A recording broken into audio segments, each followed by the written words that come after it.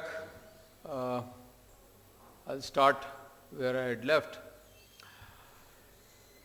Another very important requirement that has been introduced, which I think was covered by Mr. Hashmi also, is the separation of chairman and chief executive's position. I think this is a very good requirement, was needed. And I think it is now increasingly becoming a best practice. Except for the US, where still majority of the companies still chairman and chief executive position is combined. But then in the US, you see, where in listed companies where the chairman and chief executive positions are combined, there is a concept of lead independent directors. So if you have that, then it covers a bit. The main purpose of separation of chief executive and chairman is to ensure independence of the board, so that the board's objectivity and independence, so that it can exercise effective oversight and independent oversight on management can be ensured. So I think this is a very good requirement that has been introduced in 2012 code.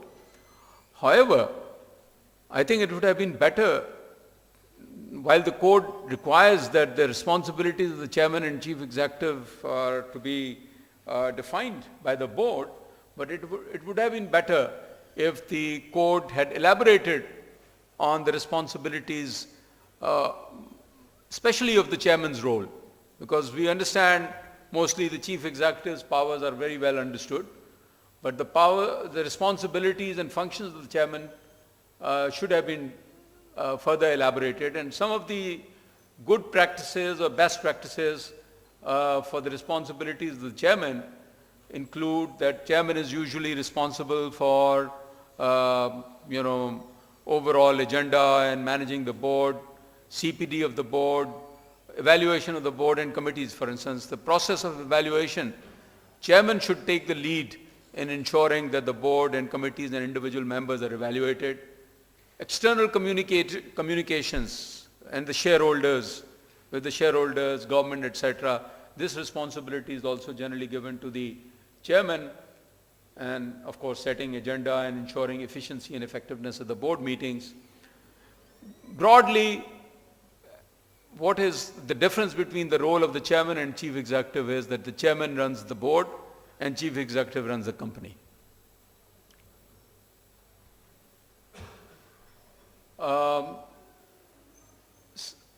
Significant issues to be placed for decision of the board. This is, I think, a new requirement that CEO is required now, that he shall immediately bring before the board that the company will not be in a position of meeting its obligations, any loans, etc. So if the company is in a default situation or likely to be in a default situation, now it is required that the chief executive brings this to the board's attention. It would have been also good that if that is the situation, then the board should have been required to develop a strategy for rescuing the company or ensuring that it is a going concern.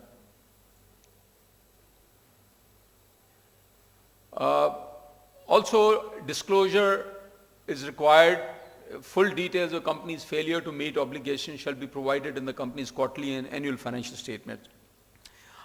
I personally think that the requirements relating to disclosure should be at one place, which is the right place is the 4th schedule to the company's ordinance, which requires what are the disclosures for listed companies, and not really the code of corporate governance, because some requirements of disclosure, if they are there in the code, some in the accounting standards and some in the 4th schedule, it becomes confusing. But nevertheless, it's a good requirement.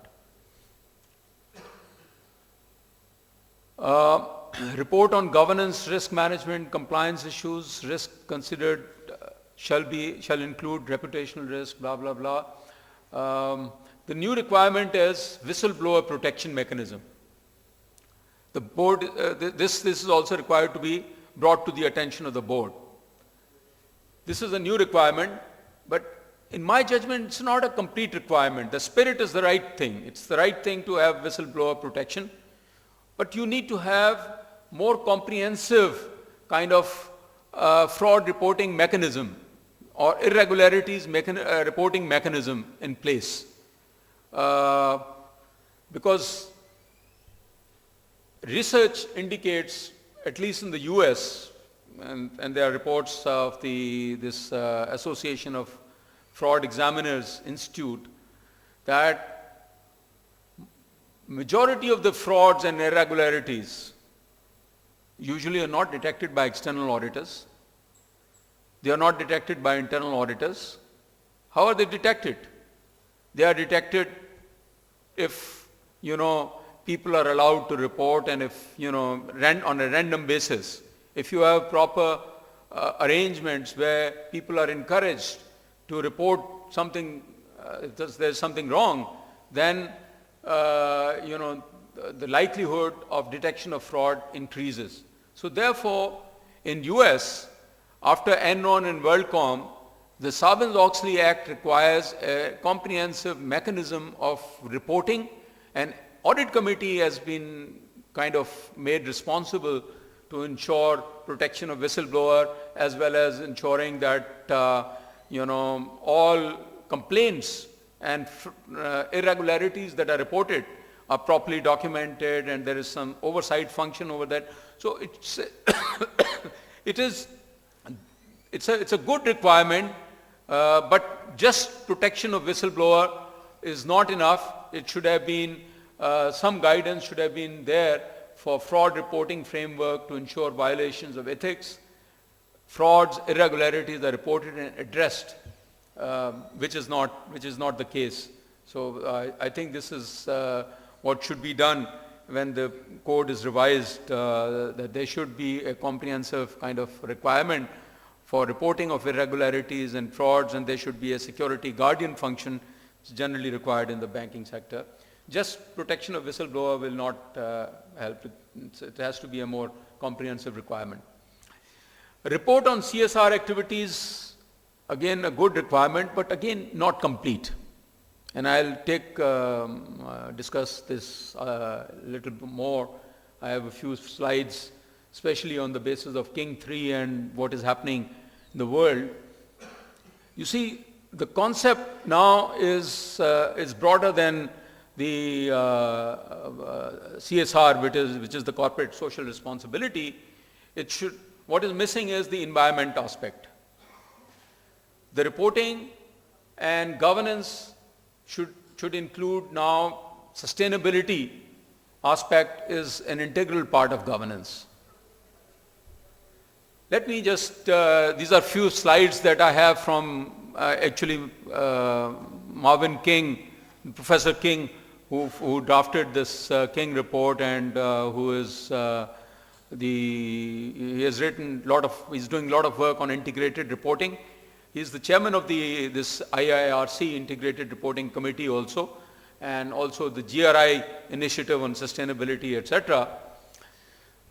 So basically, what is missing is that, we have to change this 200-year-old model. The 200-year-old model was based on two false assumptions. Since 17th century Industrial Revolution, the concept was that there are limitless resources in nature, and nature had an infinite capacity to absorb waste. So with the result, companies, manufacturers would do this, take, make, and waste. Natural capital at no cost, the water,